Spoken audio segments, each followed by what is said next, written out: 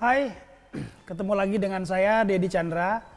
Kesempatan baik ini kita ingin menyegarkan kembali ingatan kita terkait pajak atas belanja ATK. Saya yakin Anda sudah tahu atau mungkin sudah menonton video saya sebelumnya cara hitung dan memungut pajak atas belanja ATK.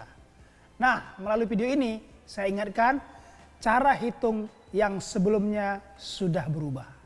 Tidak seperti itu lagi. Mulai hari ini, besok dan seterusnya, video ini yang seharusnya Anda untuk menghitung pajak atas belanja TK.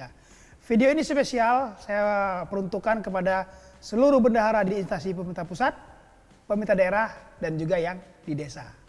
Nah, sebelum Anda tonton video ini, silakan klik dulu subscribe dan klik juga tombol loncengnya supaya Anda dapat video-video lain dari saya. Selamat menyaksikan.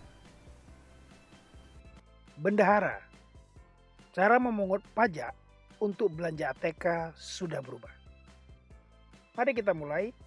Untuk mengubah pemahaman baru Anda, paparan kita bahas secara bertahap dan kita bagi menjadi 4 bagian. Yang pertama, variasi harga. Kedua, rincian faktur. Yang ketiga, rincian pajak. Dan terakhir, rincian pembayaran. Variasi harga. Sengaja variasi kita bagi menjadi 3 bagian. Yang pertama, harga 4.400.000 termasuk PPN. Yang kedua, harga 2.200.000 termasuk PPN. Yang terakhir, harga 1.650.000 termasuk PPN. Kenapa dibagi 3? Alasannya sederhana, untuk memudahkan Anda untuk membandingkan ketiganya. Rincian faktur. Maksudnya rincian yang ada di faktur pembelian dan di faktur pajak. Yang pertama, harga 4.400.000 termasuk PPN. Ini fakturnya akan dirinci menjadi harga pembelian 4 juta, PPN 400.000, total harga termasuk PPN adalah 4.400.000. Harga pembelian 4 juta ini merupakan dasar pengenaan pajak atau biasa kita kenal dengan DPP. Cara menghitungnya, bila harga termasuk PPN 4.400.000, maka 4.400.000 dikalikan dengan 100 per 110. Nah, yang kedua, harga 2.200.000 termasuk PPN. Rincian faktur pembelian terdiri dari harga pembelian 2 juta.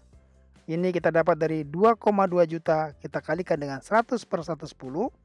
Kemudian PPN-nya 200.000 itu didapat dari 2.200.000 kita kalikan dengan 10 per 110. Nah, rincian faktur yang ketiga, faktur pembelian 1.650.000 kita rinci menjadi harga pembelian adalah 1.500.000. Ini didapat dari 1.650.000 kita kalikan dengan 100 per 110 dan PPN-nya adalah 150.000. Kita kalikan 1.650.000 dikali dengan 10 per 110. Ini rincian faktur. Sekarang rincian pajak. Kita bahas yang pertama, harga 4.400.000 termasuk PPN. Nah, di sini pajak apa saja yang seharusnya kita kenakan? Di sini ada 2. Yang pertama dikenakan PPN. Mengapa? Karena bendahara itu berbelanja kepada PKP. Sehingga di sini sudah kita hitung tadi PPN yang dipungut adalah sebesar 400.000. Ya, bisa jadi rumusnya DPP dikalikan 10%. Nah, yang kedua, ini dikenakan PPh pasal 22. Karena belanja ATK itu termasuk belanja barang. Cara menghitungnya adalah DPP dikalikan tarif 1,5%. Hasilnya itu 60.000. Nah, sampai di sini masih belum ada ya perubahan dari cara menghitung pajak atas belanja ATK dibandingkan sama video-video sebelumnya. Rincian pajak yang kedua. Ini yang harga 2.200.000 termasuk PPN. Pertanyaannya, pajak apa saja yang seharusnya dikenakan? Nah, di sini inti perubahannya. Ini poin paling penting dari video ini. Sekali lagi, ini poin penting dari video ini. Dasar hukumnya adalah PMK nomor 231 garing PMK titik 03 garing 2019. Pasal 18 ayat 1 huruf A itu membunyikan PPN atau PPN dan PPNBM yang tidak dipungut instansi pemerintah apabila pembayaran yang jumlahnya paling banyak 2 juta, tidak termasuk jumlah PPN atau PPN dan PPNBM yang terutang, dan bukan merupakan pembayaran yang dipecah dari suatu transaksi yang nilai sebenarnya lebih dari 2 juta. Berarti kuncinya harga tidak termasuk PPN itu lebih kecil dari atau sama dengan 2 juta, PPN tidak dipungut instansi pemerintah. Ini jangan diartikan tidak ada PPN atas belanja ATK ini. Jadi PPN tetap ada, ya, PPN tetap ada, PPN tetap dikenakan. Yang jadi masalah siapa yang seharusnya memungut. Bila harga tidak termasuk PPN lebih kecil atau sama dengan 2 juta, yang memungut adalah rekanan. Ya, rekanan PKP di mana kita membeli ATK tersebut. Sekarang mari kita hitung berapa harga belum termasuk PPN. Caranya mengalihkan 2,2 juta atau 2.200.000 dikalikan 100 per 110.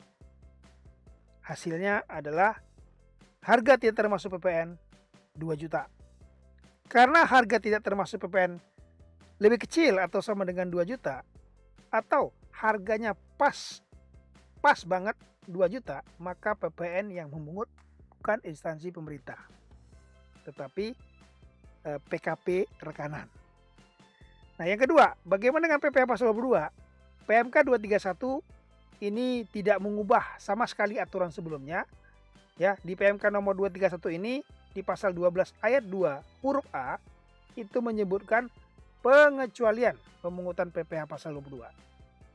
Disebutkan apabila pembayaran yang jumlahnya paling banyak 2 juta tidak termasuk PPN dan bukan merupakan pembayaran dipecah dari suatu transaksi yang nilai sebenarnya lebih dari 2 juta, maka PPh pasal 22 tidak dipungut. Jadi di variasi yang kedua ini hanya ada pemungutan PPN. Itu pun dipungut oleh PKP rekanan sebesar 200.000.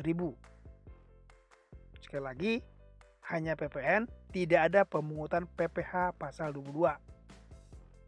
Tidak ada di sini, itu baik instansi pemerintah juga oleh rekanan. Jadi hanya PPN 200.000 oleh PKP rekanan.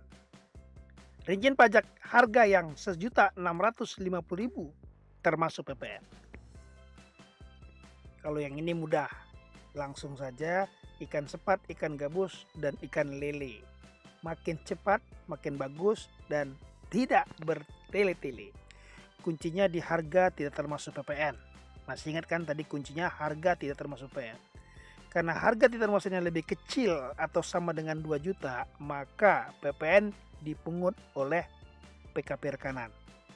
Nah, yang kedua, karena masih kecil atau lebih kecil dari 2 juta, tidak ada pemungutan PPh pasal 22. Nah, sekarang kita lanjutkan ke rincian pembayaran. Biasanya, rincian pembayaran adalah tagihan faktur dikurangi rincian pajak. Jadi, sebelum membayar, ini instansi pemerintah harus hati-hati. Satu dokumen lagi yang harus kita ingat, kwitansi. Nilai yang dikwitansi seharusnya sama dengan harga termasuk PPN. Itu berarti sama dengan tagihan yang ada di faktur termasuk PPN. Tapi, walaupun harga kwitansi itu termasuk PPN, namun pembayaran yang kita lakukan kepada rekanan tidak sebesar itu. Jadi sekali lagi hati-hati. Rincian pembayarannya kita bahas satu persatu. Variasi yang pertama, instansi pemerintah membayar ke PKP Rekanan sebesar 3.940.000. Nah, ini nilai ini diperoleh dari 4.400.000 yang ada di kwitansi. 4.400.000 kita kurangin PPN 400.000 karena kita pungut, kita kurang lagi PPh pasal 22 sebesar 60.000.